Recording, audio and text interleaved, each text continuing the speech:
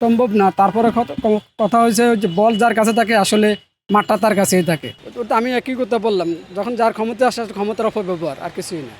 দল তো সবাই আমরা 10 জন আছি, তো 10 জনও তো খারাপ না। 10 জনের মধ্যে 2 একজনও বালা থাকতে পারতো। যারা অন্যায় করছে তাদের বিচার হওয়া দরকার। দল নিষিদ্ধ নিষিদ্ধ এটা আমি বুঝি না, বুঝছেন? যারা অন্যায় করছে তাদের কি সবার এনের উপরে কেহ না, এনের উপরে কেহ নাই। এনের বিচারে সুবদ্ধ করতে হবে। ইয়াতে দেখবেন যে বল যাদের কোর্টে থাকে তারাই ক্ষমতা থাকে।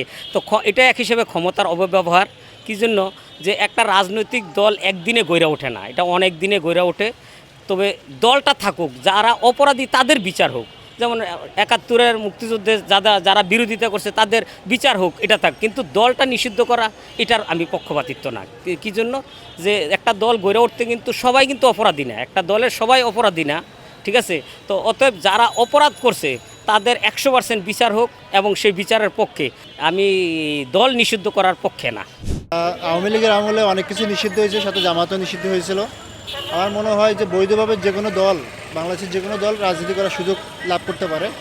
সেক্ষেত্রে যদি বর্তমান প্রেক্ষাপটে যদি বলি যে আওয়ামী লীগ যে অপকর্ম করছে তারা যেমন রাজনীতি করার বৈধতা নেই, কিন্তু ইন ফিউচারে যদি পূর্বের যে কথা যদি আমি বলে থাকি, যে জামাতের ক্ষেত্রে আমি বলবো যে আওয়ামী লীগের আমরা অনেক কিছু অবৈধ, তাদের নিজের স্বৈরতন্ত্র প্রতিষ্ঠা করার জন্য তারা অনেক কিছু অবৈধ করছে।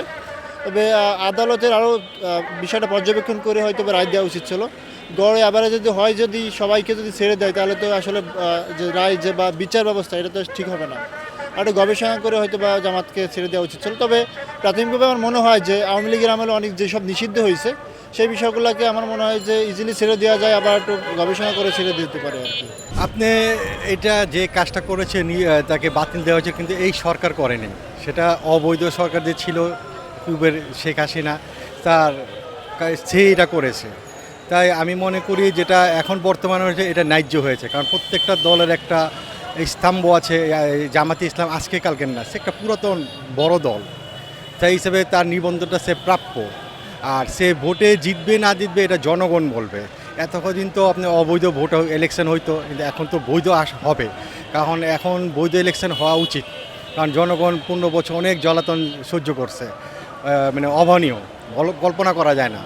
তো এখন যদি নিরপেক্ষ নির্বাচন হয় তো জনগণের যে আশা আকাঙ্ক্ষাটা পূরণ হবে ইলেকশনের মাধ্যমে। তো ইলেকশনের মাধ্যমে যে তার প্রতিভা দেখাবে। প্রত্যেকটা দলেই ভুল ত্রুটি থাকে সংশোধন, কিন্তু এদের মধ্যে বেশি ছিল। কিন্তু জামাতি ইসলামে ছিল এদের মধ্যে যে এরা যে দুধে ধোয়া তুলসী পাতার তা না, এদের মধ্যেও কম বেশি ছিল। কিন্তু বর্তমান পরিপ্রেক্ষিতে এরা অনেক কিছু পরিবর্তন করে আসছে।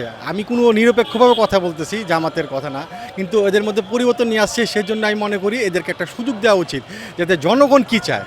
জামাত এই দল গঠন করলে যে সে এই যে পাস করে দেবে তা না, জনগণের ইলেকশনেই বা ভোটটা নির্বাচন হবে।